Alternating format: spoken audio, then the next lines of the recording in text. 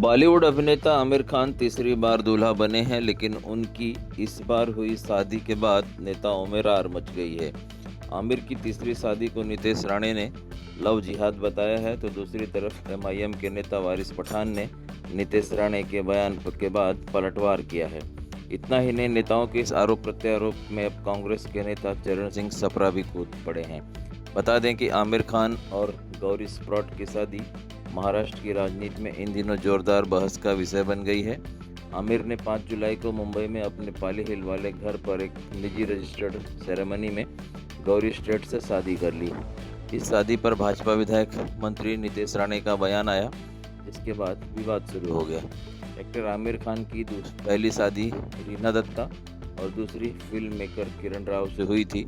नितेश राणे ने अभिनेता आमिर खान की तीसरी शादी पर कहा कि आमिर लव जिहाद के ब्रांड एम्बेसडर हैं। इसी को लेकर के इन दिनों बवाल मचा हुआ है और नेताओं में बयानबाजी शुरू हो गई है।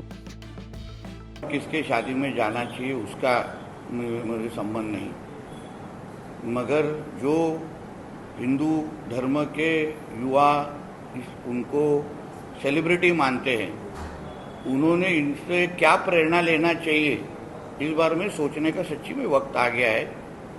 इस तरीके के जब सेलिब्रिटी अपनी ज़िंदगी के बारे में कोई डिसीजन लेते हैं तो हिंदू समाज ने इसके बारे में सोचना चाहिए, ऐसे मानने वाला मैं हूँ। लव जिहाद के ब्रांड एम्बेसडर तो आमिर खान बनते नहीं जा रहे, इसलिए हिंदू समाज ने और हिंदू युवाओं ने जो इनके पिक्चर देखते हैं, जो इनके मूवीज देखते हैं, उन्होंने सोच समझ के ऐसे लोगों को बड़ा करना चाहिए। सर, हिंदी में सवाल है। इसी को तो गजवाए हिंद कहते हैं ना, इस हिंदू राष्ट्र को जिसको हम भारत कहते हैं, जहाँ 90% हिंदू रहते हैं, उनको उस भारत देश को 2047 तक इस्लाम राष्ट्र बनाना, यही इसको ही गजवाए हिंद कहते हैं। और उसके अंडर ये सारी एक्टिविटीज शुरू है। मगर देश में केंद्र और राज्य में हिंदुत्ववादी सोच की सरकार है, इसके बारे में हम लोग अलर्ट है। कोई भी अगर हमारे हिंदू समाज के युवाओं की तरफ अगर गंदी नज़र से देखता होगा तो उसको हमारे नरेंद्र मोदी जी की सरकार, हमारे देवेंद्र फडणवीस जी की सरकार अपनी जगह दिखाएगी, इतना विश्वास से मैं कह सकता हूँ। आमिर खान को लेकर के जो महाराष्ट्र के मंत्री नितेश राणे का बयान आया है वो बिल्कुल अनावश्यक है, गैर जरूरी बयान है। किसी की निजी जिंदगी पर अपनी सियासत को चमकाने का एक प्रयास है, जबरदस्ती ध्रुवीकरण करने का ये प्रयास है। यूं तो भारतीय जनता पार्टी के नेताओं में एक होड़ लगी है कि कौन कितनी ज्यादा नफरत फैला सकता है, कौन कितना ज्यादा ध्रुवीकरण कर सकता है।